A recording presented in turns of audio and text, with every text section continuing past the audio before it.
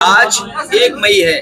आज दुनिया में लेबर डे मनाया जा रहा है। उन्हें सोचना चाहिए कि जिन नौजवानों को उन्होंने बेरोजगार रखा है और जो लेबर ऑर्गेनाइजेशन की रिपोर्ट है वो ये कहती है कि भारत में 83% लोग बेरोजगार हैं।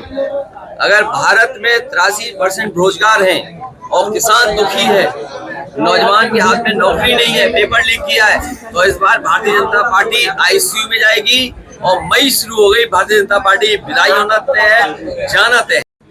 1 मई और बीजेपी गई।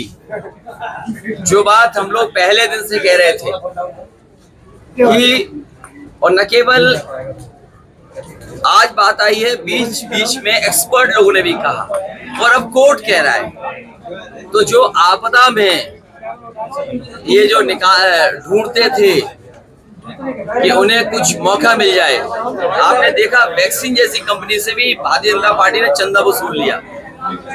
सोचो उन पे क्या गुजरती होगी जिनपे वैक्सीन लगने के बाद सर्टिफिकेट है। 80% ऐसी आबादी है जिसको ये वैक्सीन लगी है और सरकार ने लगवाई। तो आज जिन लोगों ने लगवाई उन पे भी कानूनी कार्रवाई होनी चाहिए, क्योंकि आम जनता की जान खतरे में डाल दी। साइंटिस्ट एक्सपर्ट ये कहते हैं कि उसकी वजह से केवल हार्ट और कुछ बीमारियां भी हो सकती हैं। तो इसको कौन जवाब देगा? ये तो आचार संहिता से बड़ा उल्लंघन किया बीजेपी ने। ये चुनाव हमारे आपके भविष्य का तो है ही है, लेकिन आने वाली पीढ़ी के भविष्य का भी है। इसलिए लोकतंत्र को बचाने के लिए आप लोग मदद करने का काम करना, क्योंकि ये संविधान बदलना चाहते हैं। संविधान बदल करके ये सब ताकत अपने हाथ में रखना चाहते हैं, और ऐसी ताकत अगर एक व्यक्ति के हाथ में पहुंच गई तो याद रखना, जर्मनी में भी एक स्थिति तानाशाह आया था। अगर दोबारा चुनाव जीत गए और संविधान को ठेस पहुंची तो ये हमें और आपको उसी तरीके से कटघरे में खड़ा कर देंगे जिस तरीके से कभी किसी तानाशाह ने जर्मनी में लोगों को, आम जनता को कटघरे में खड़ा कर दिया था। इसलिए जहां चुनाव हमारे आपके आने वाली पीढ़ी के भविष्य का है, वहीं संविधान बचाने का भी है। इसलिए हम आपसे अपील करना चाहते हैं कि संविधान बचेगा तो हमारे अधिकार बचेगा, संविधान बचेगा तो हमें न्याय मिलेगा। लोकतंत्र में इतना झूठ किसी ने नहीं बोला होगा जितना भारतीय जनता पार्टी ने बोला है। और आप में से जिन जिन गांवों से हम लोग आए हैं, आप जानकारी कर लें, बहुत सारे ऐसे परिवार के नौजवान होते थे जो फौज की तैयारी करते थे, महीनों सालों तैयारी करते थे और इस उम्मीद में कि उनकी फौज में भर्ती हो जाएगी।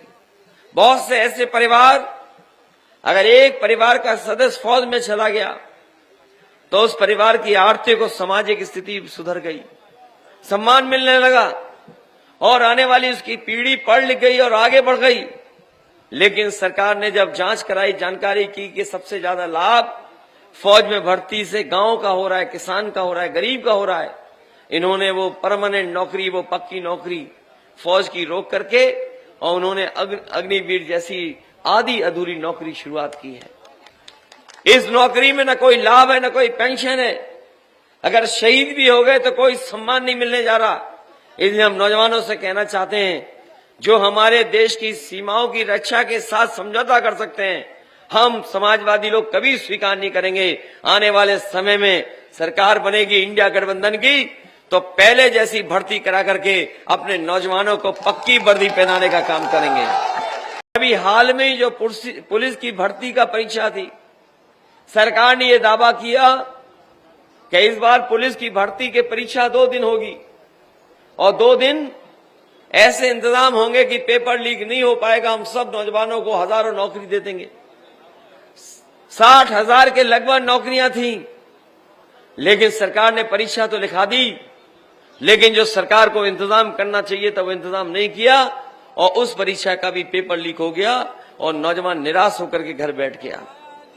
अभी तक हिसाब किताब आप लगा लें, नौजवान जो परीक्षा के पेपर लीक हुए हैं वो 60 लाख नौजवान हैं, 60 लाख। ये 10 साल बाद दिल्ली का चुनाव आपके सामने है और ये लोग बड़े बड़े नारे दे रहे थे याद होगा आपको, इन्होंने कहा कि किसानों की आय दोगुनी हो जाएगी। यहां तो बिल्कुल हमारे जितने भी साथी यहां खड़े हैं, समाजवादी साथी इस सभा में आए हैं, सभी किसान भाई हैं, मजदूर भाई हैं और गांव में रहने वाले लोग हैं। जिस भारतीय जनता पार्टी ने कहा कि हम किसानों की आय दोगुनी कर देंगे, 10 साल हो गए इनको सरकार में, जो दिल्ली में चलाई और उत्तर प्रदेश में 7 साल, लगभग 17 साल में हमारे किसान भाइयों बताओ, आपकी किसी भी फसल की अगर इन्होंने आय दोगुनी कर दी हो तो हमें एक भी बता दे किसान। ये लोकसभा मैनपुरी और जसवंत नगर, इसकी पहचान पूरे देश में है। आप लोगों ने नेताजी को बहुत शुरुआती दौर से देखा है। जिस समय पहला चुनाव या बाद में जितने भी चुनाव लड़े होंगे, नेताजी आपके बीच में आते रहे होंगे, आप लोगों से सहयोग और समर्थन समय समय पर मांगा होगा और आप लोगों ने हमेशा उनकी मदद की और जिताया। और उसके बाद चाचा यहां से लगातार हैं, पिछले वर्षों से यहां पर हैं और हर बार आपने मदद की है। जब पिछली बार बाई इलेक्शन था, उस समय ये चर्चा थी क्या होगा, कितने रिजल्ट और कितने से जीत होगी। उस समय भी यहां जसवंत नगर की जनता ने आश्वासन दिलाया था कि सभी विधानसभाओं में अगर सबसे बड़ी जीत होगी तो यही विधानसभा, यही लोग हैं जो सबसे ज्यादा वोट डाल करके जिताने का काम करेंगे। और जब रिजल्ट आया तो कोई सोच नहीं सकता था। जीत की जो शुरुआत हुई, वो जीत की शुरुआत लगातार बढ़ती रही और जब काउंटिंग खत्म हुई है जसवंत नगर की, तो 1 लाख से ज्यादा वोटों से आपने जिताने का काम किया था। भारतीय जनता पार्टी के वो लोग हैं जिन पे भरोसा नहीं किया जा सकता, इन पे भरोसा तो बिल्कुल नहीं किया जा सकता। और अब तो इनकी और पोल खुल गई। ये अलग बात है कि इलेक्टोरल बॉन्ड जो आए थे, उससे तो पोल खुली इनकी, जहां पर इन्होंने चंदा नहीं वसूला था पैसा। हम और आप लोग एक दूसरे का सहयोग मदद करते हैं तो क्या थोड़ा बहुत चंदा देते हैं, कभी 500 रुपए, 1000, 2000, 5000, बहुत संपन्न होंगे तो लाखों में दे सकते हैं। लेकिन इस तरीके से कोई चंदा नहीं देता था। सब सीमाएं लांघे भारतीय जनता पार्टी के लोग और दबाव बना करके अपने सरकारी विभागों का, सोचिए कितना चंदा लिया इन्होंने। कई ऐसी कंपनियां हैं जिनके पास मुनाफा नहीं है, जिनके पास कोई कारोबार नहीं है, टर्नओवर नहीं है, लेकिन उसके बावजूद भी अपने टर्नओवर से ज्यादा चंदा दिया है। और कोई कल्पना नहीं कर सकता था कि 1,000 करोड़, 500 करोड़, 400 करोड़, 300 करोड़ तक चंदा दिया है। और ये बात मैं इसलिए कह रहा हूं, ये जो महंगाई दिखाई दे रही है, वो महंगाई वसूली के कारण भी है। जो कंपनी, जो उद्योगपति अगर चंदा और वसूली के नाम पर पैसा दे देंगे सरकार को, तो बताओ मुनाफा कमाएंगे कि नहीं कमाएंगे। ये मुनाफे की वजह से महंगाई है। जो बहुजन समाज के लोग हैं वो ये समझ रहे हैं कि बाबा साहब भीमराव अंबेडकर जी का जो संविधान दिया हुआ था, उसको भी ये बदल देंगे। ये बदले न बदले, लेकिन उस रास्ते पे ये लोग चल रहे हैं। सोचिए आप, अगर विभाग में प्राइवेट हो जाएगा तो क्या आरक्षण लागू होगा क्या उसमें? ये जो हवाई जहाज वाला विभाग था जिसमें लगभग 1 लाख लोगों को नौकरी मिलती थी, ये कुछ वर्षों से प्राइवेट कर दिया गया है। अब बताओ, प्राइवेट में जाने के बाद क्या आरक्षण मिल रहा है किसी को? इसी तरह और विभाग हैं, बीएसएनएल है, ये सरकारी विभाग, टेलीफोन वाले थे, ये सब प्राइवेट हो गए। ये पानी के जहाज जिस विभाग से चलते थे वो प्राइवेट हो गया। बीमा कंपनियां प्राइवेट होने जा रही हैं, बैंकें प्राइवेट होने जा रही हैं। तो सोचिए, अगर वो आरक्षण नहीं खत्म करना चाहते तो आखिरकार प्राइवेट के रास्ते पे क्यों जा रहे हैं? इसलिए घबराए हुए हैं भारतीय जनता पार्टी के लोग। ये वो लोग हैं जिन्होंने सब कुछ उल्टा पुल्टा कर दिया है। और ऐसा उलझा दिया है देश को और तमाम चीजों को कि अगर ये नहीं हटेंगे तो हो सकता है ये संविधान को भी बदल दें। कई बार हम लोग इस बात को कहते हैं कि संविधान बदलेंगे, तो पत्रकार साथी और बीजेपी के लोग ये तर्क देते हैं कि संविधान कैसे बदल जाएगा। मैं उनसे जवाब में कहता हूं कि याद कीजिए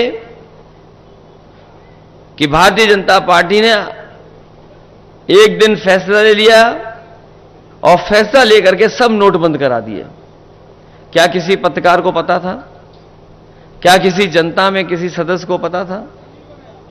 और इसी तरह अभी जो अग्निवीर व्यवस्था आई है, ये जो अग्निवीर व्यवस्था जो पक्की नौकरी होती थी, ये जो 4 साल की नौकरी कर दी है।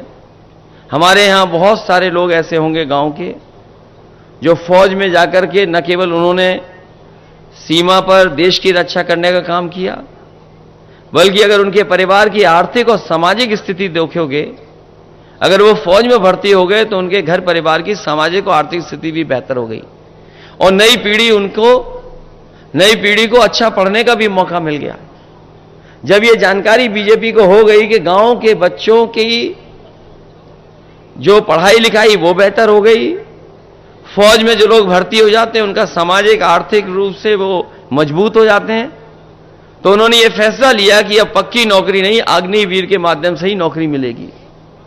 हम अपने तमाम नौजवानों को कहना चाहते हैं इस मौके पर कि समाजवादी सरकार और इंडिया गठबंधन की सरकार आएगी, ये जो आधी अधूरी 4 साल की नौकरी दी है खत्म हो जाएगी और जो पहले व्यवस्था थी कि नौकरी पूरी मिलती थी और पेंशन और सुविधाएं मिलती थी, वही इंतजाम करने का काम करेंगे।